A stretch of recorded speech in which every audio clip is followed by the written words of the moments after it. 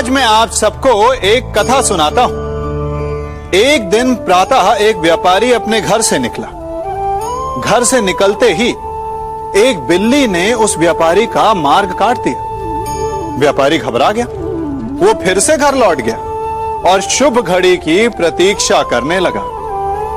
और जब वो पुनः अपने घर से निकला तब वो वाहन जा चुका था जिससे राजा तक पहुंचकर उसे भेंट देनी थी। राजा को भेंट नहीं मिली।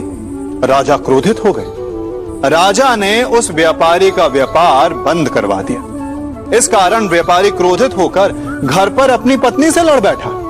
पत्नी अपने बच्चों समेत मैके वापस चली गई और उस व्यापारी के जीवन में यदि कुछ रह गया था तो केवल अंधकार।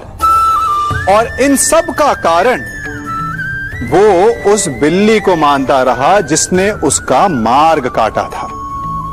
ऐसा ही एक दूसरा व्यापारी राजा को भेंट देने निकला और उस व्यापारी का मार्ग भी एक बिल्ली ने काट दिया। वो व्यापारी तनिक घबराया, परंतु उसने आगे बढ़ना अधिक उचित समझा। राजा तक वो समय पर पहुंचा। उसने राजा को भेंट दी। राजा प्रसन्न हुए और राजा ने व्यापारी को अपना व्यापार बढ़ाने की अनुमति दी, स्वर्ण आभूषण दी। जब व्यापारी घर पर पहुंचा तो पत्नी को आभूषण और अपने बच्चों को देने के लिए वस्त्र थे उसके पास। हर ओर प्रसन्नता थी। समझ रहे हैं ना?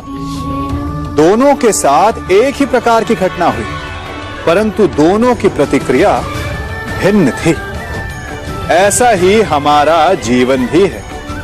हमारे जीवन में प्रारब्ध का अपना स्थान है, परंतु उससे कई अधिक महत्वपूर्ण हमारी प्रतिक्रिया, हमारे सोच का प्रभाव है, क्योंकि यही हमारे जीवन को आकार देते हैं। इसलिए अपनी सोच को सकारात्मक रखिए। आपका जीवन सदैव आनंदमय